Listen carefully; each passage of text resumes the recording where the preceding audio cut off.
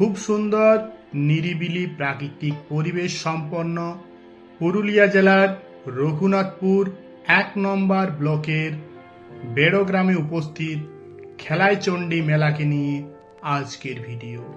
তো বন্ধুরা, এই মেলা বা মন্দির সম্পর্কে খুঁটিনাটি তথ্য জেনে নেব আমরা আজকের ভিডিওতে।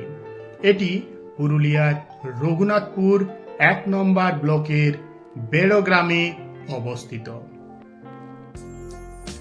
বেড়ো পাহাড়ের ঠিক সম্মুখ ভাগে এই বেড়োর চণ্ডী মন্দিরটি অবস্থিত। এটি আদ্রা থেকে প্রায় ১২ কিলোমিটার দূরে অবস্থিত। পুরুলিয়া মেন টাউন থেকে ৫২ কিলোমিটার দূরে অবস্থিত এবং আসানসোল থেকে ৪০ কিলোমিটার দূরে অবস্থিত এই বেড়োর চণ্ডী মন্দিরটি।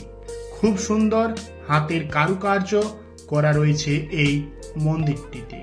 এই মন্দিরটি কাশীপুরের রাজার আমলে নির্মিত হয়েছে।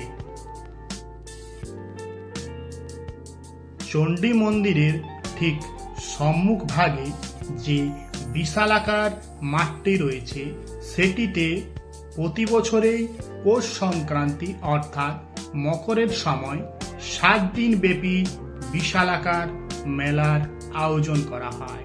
তাতে হাজার হাজার মানুষের সমাগম ঘটে।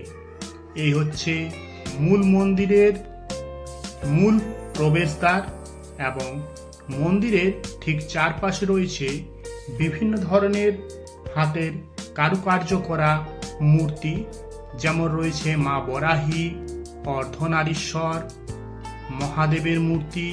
এছাড়া আরো বিভিন্ন ধরনের মূর্তি রয়েছে, আমরা এক এক করে দেখে নেব। এখানে রয়েছে মা অন্নপূর্ণার মূর্তি, এখানে রয়েছে সিদ্ধিদাত্রী। আমরা এক এক করে সমস্ত মূর্তিগুলো দেখে নেব এবং এখানে যে মেলা আয়োজিত হয় তার ইতিহাস সম্পর্কেও খুঁটিনাটি তথ্য আমরা জেনে নেব। তো চলুন এক এক করে মূর্তিগুলো দেখে নেওয়া যাক, তারপরে আমরা মেলার ইতিহাস জানব।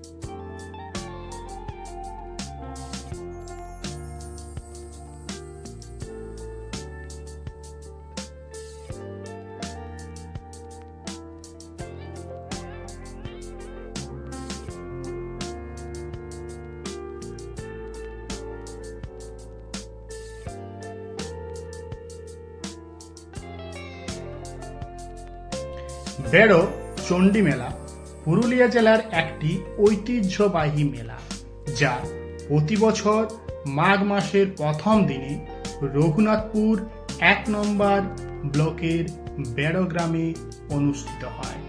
এই মেলাটি খেলাইচণ্ডী মেলা নামেও পরিচিত এবং এটি দেবী চণ্ডীর পুজো উপলক্ষে আয়োজিত হয়।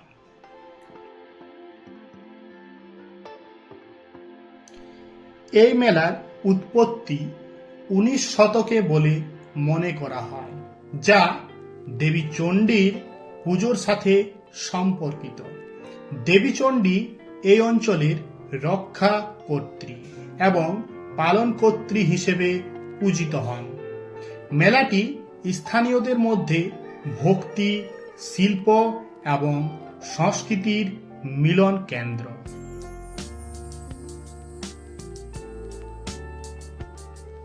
মেলাটি সাধারণত দিনের বেলায় বসে। এটি পুরুলিয়ার অন্যতম প্রাচীন মেলা।